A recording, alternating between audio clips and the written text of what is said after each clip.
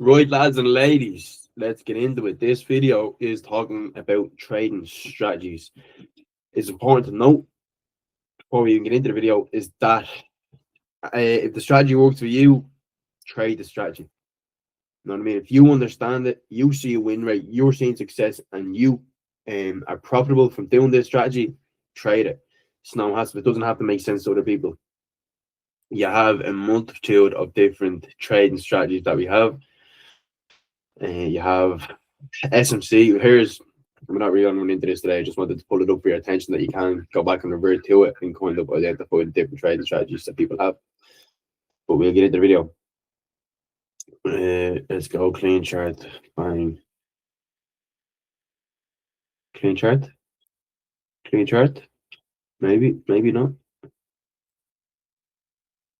Clean enough. Right. Now, when we're talking about trading strategies, we have a few main strategies that we are talking about. Is there more? Of course there is. I'm sure there's millions of them out there. But when we're talking about trading strategies, these are the ones that we are talking about. The main ones. You have SMC, which is your smart money concepts.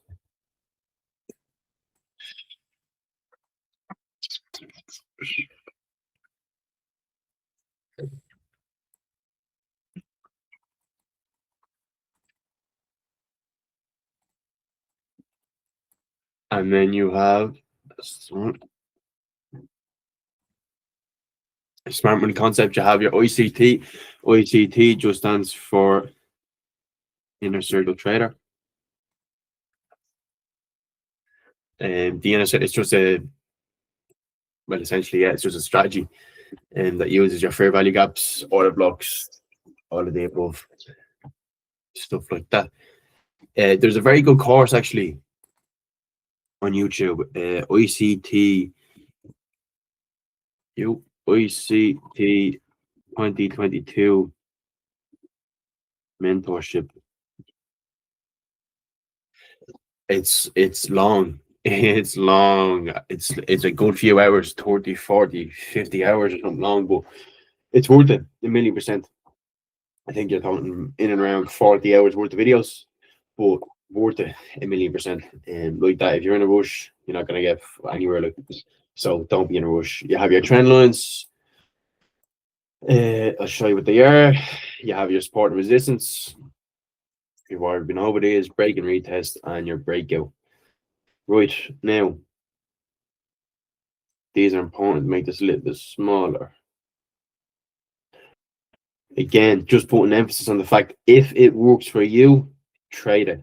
There's some ideas that I personally don't trade. Trend lines, support and resistance I use partially, break and retests, not really my thing.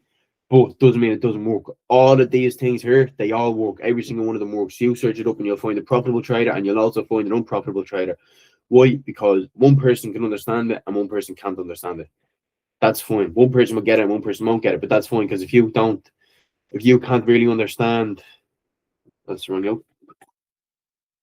If you can't understand SMC and the way the banks are aligned, and the way the banks trade, the way we move alongside the banks, that's fine. You might find profitability. These two kind of work hand in hand, actually. You kind of trade SMC and use ICT concepts with it. Excuse me. That's fine. If you don't see these, you can't understand these for whatever reason. No problem at all. You can trade trend lines. Fine. You can't trade trend lines. It's no problem at all. Just trade support and resistance. Just trade break and retest and breakout strategy. Now, it's important. I just can't emphasize enough. If it works for you, trade it. Just because TJR trades one strategy, if you don't understand that strategy, trade a different one. You know what I mean? If I don't really know many other ones, to be honest, many other gurus, so to speak. If somebody trades break and retest and you don't understand it, don't trade it. But if you do understand it, trade it. Just because a professional trader can find profitability trade, support resistance, and you can't, that's fine. It doesn't mean support resistance doesn't work. It just means that it might not work for you, which is fine. Now, across the board, generally speaking, all of these work. If you put enough time into learning them, you're going to find profitability. But you might just find one easier than the other. But all of them do work. So do with that as you please. Let's say, for example, we have a breakout. You can see here price is consolidating. All the breakout strategy is you wait for price to break out, you buy on the breakout, and you're hoping it's just going to keep going up. All right. And then inversely, you wait for price to break out of this dodgy range that's in.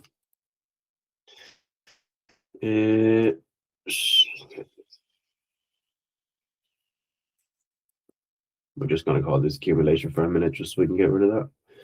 Buying, buying, buying, style, midline, gone, buying. Say, for example, this is your range, it's dodgy range, but say, for example, that's your range. You wait for price to break out. When it break out, it's your boy. Handy. Now let's inverse this again. That's your breakout strategy. Now we have what's called, yes, find some strategies are going to be often times manipulated. So see, the issue with a breakout strategy and why I don't trade it is because, say, for example, we're price consolidating, happy days. That's a bad example. Say, for example, price is consolidating, making consistency equal highs and lows, happy days. Now, when we break out here, people are going to enter buy as soon as we break past this level. You're going to think, bang, seller stop loss is indicated, and we're going to just keep flying away higher. The issue with that is it's predictable. That's just that. It is just predictable. When we break past here, you're going to predict people are going to buy up here. You know what I mean? And if they're buying where they want their stop losses, if you're buying here, stop loss somewhere here, or possibly beneath this low, or depending drop to a lower time frame, you might see an internal low that people have their lows, their stop losses below. Predictable this is. So if we know that some people are going to be trading like this, and we know that they're going to put the stop losses here, what can we essentially just wait for? Buying them to be swept. Sell side stop losses up here, buy side stop losses up here, sorry, down here, sell side here, buy side here, and then you have the people that were buying at this break. They're going to have their stop losses somewhere here or beneath this low, and what price will often do is come down and sweep everything. It's a big manipulation move. Make people think price is going to go this way, induce them to put their stop losses here or here, and then bang, wipe them. Now, that is why that's just your breakout strategy. Now, what if you have exact same thing pretty much, but you have a break and retest? So your break and retest is confirming the break and confirming the retest. We had this area here would be our so-called area of resistance. Fine. Your resistance zone. And then say, for example, this might be your support zone. Again, if you were trading support and resistance, you would just be trading these moves. You'll be waiting for price to hit this zone, and then you're going to buy. You're going to wait for price to hit this zone, and then you're going to sell. You're going to wait for price, bang, bang, bang, and you're just going to keep continuing to do that. Now, with a break and retest, we have, say, for example, we go with a sell side example this time, just best of both worlds. Say, for example, price breaks this zone. Now, people will anticipate that zone and people's stop losses being broken. So what would they do? They won't just buy off the break, because the chances of price coming back down and doing something like that and stopping them out is very high. So what would they do? They'll wait for a retest. They'll wait for a retest of the break. So this support zone is then going to turn resistance zone, and then price do its thing. Or no. Yep. And that's going to be your resistance zone in this, because you flipped it. This is going to be your support zone. Bang, bang, resistance. And then this resistance that we were once selling out of has now turned into support. Support. Why? Because we've broken past it. Price has came pottering in about here for a while, broke past, retest this entry, and then continued in its intended direction, whatever that may be.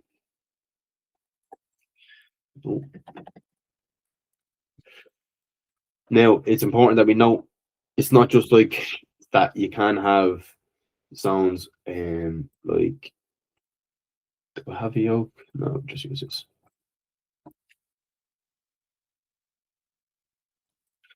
Say for example, price is popping in and around this zone here. You can see every time you hit these zones, it's the same support and resistance zone, you're just in a trend. So what we do there, what we call that is your trend lines. This here is your trend, make a different color, make it easier to see.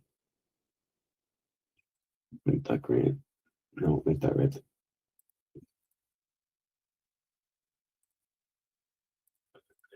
Make that red, make that green, just make it easier to see. Bang, you can see price essentially it's just the same support and resistance zone, but within an uptrend. So they're your trend lines. Your trend lines you just mark from your highs to your lows. You'll oftentimes see price may. We were talking about the manipulation where price will go up and down. No. Ah, for fuck's sake.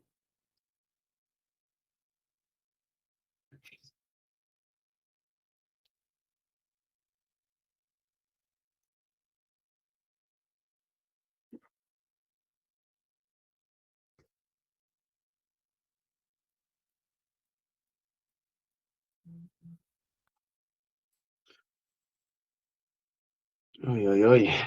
Yeah, so essentially you still have your support resistance, but you're going within the trends of your support resistance, it's just your trend lines. Now you can't wait for a break of the trend line, and the break of the trend line would look something like this. If price was to go, delete that.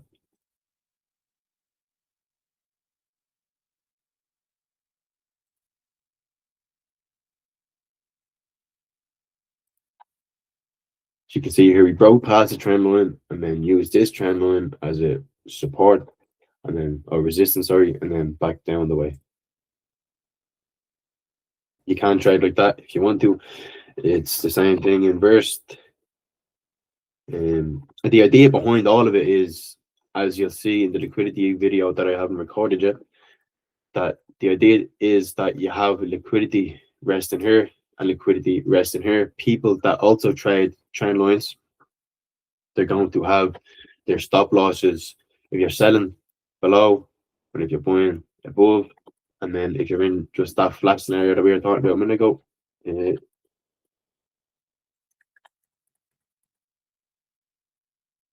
you're in that just that flat support resistance area that we were talking about a minute ago, it's the same thing again. That's when smart money concepts and ICT concepts come into it. Why? Because it just makes a million times more to me anyway. Like I said, some people will understand things better, some strategies better, but for me, people say, oh, we're going to hit this ceiling and then we're going to react off it. Well, this will be the ceiling that they're talking about. People say, right, well, we're going to hit this ceiling here because every time price hits it, we react bang, bang, bang, handy, which is fine. That's okay to trade. People are profitable doing that. Other people say, boy, we're going to buy here, buy here, buy here, stop loss here, stop loss here, stop loss here. The way I would look at that and the way to look at that in terms of smart money concepts is liquidity. When you know that the market only seeks two things, number one is liquidity, and number two is balance. That's all the market's going to follow is liquidity and imbalance.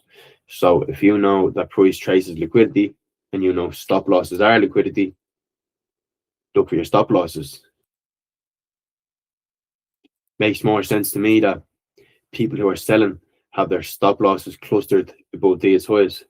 What does that give us?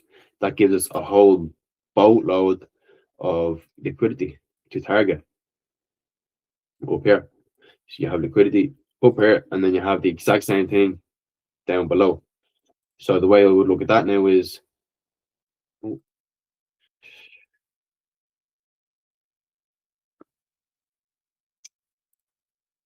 way I would look at that is I would wait for price to come up, sweep the liquidity on one side, either sell side on the top, buy side on the bottom. Wait for price to come up, sweep liquidity on one side, fill orders, and then make a move to the opposite direction, and then sweep this buy side liquidity. Why does it do that? Because it's at the engineering this liquidity. That's the whole point of this consolidation, was to engineer these support line, these trend lines, these support resistance, these breaking retests. You need to engineer the liquidity. We need to tell or induce people to place their stop loss in certain places so that big institutions and banks can enter their positions at a massive scale. So they need to engineer their own liquidity. They need to trick people into thinking, put your stop loss here because this is the way the market's going to go. And then they need to bust the stop loss through. Why? Because that stop loss is their liquidity. I'm not going to get into it right now because I'm going to get into it in the liquidity video, which is going to be a long but very important and informative video. So this is just touch on the basics of trading. The basics of trading strategies. There's more, I'm sure. And there's a few I don't know about as well. There's a good few I don't know about, I'm sure. But there's the most important ones and the most commonly traded ones. Do what suits you. I would highly recommend the SMC ICT. Why? Because if you know the banks are going to move in a certain direction, and you know the banks move the market, the forex market takes up 6 trillion. I think 6.6 or nearly 7 trillion is flown through the foreign exchange markets per day. So if you know that that's being traded, and you know there's big banks and institutions trading that, all you just need to do is be a part of their move. That's it. And there's no point in you going against their move because they're always going to win.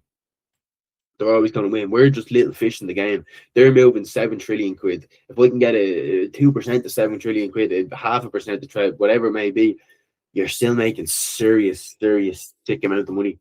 So that's why SMC makes the most sense to me personally. But like I said, any strategy would work for you if you understand it. Just practice it. I'm doing sick, so do excuse me. But with that has been trading strategies. Like I said, have a look through the course there if you feel called to. But the video is going to be much more beneficial for you, give you a quick understanding and a visual of it as well. With that has been trading strategies, and I'll catch us in the next video. Before I leave, very important, look at the liquidity video, because the liquidity video will help you understand these different strategies and why some are favorable, some are more favorable than others. Now with that, I will leave you and I will see you in the next video.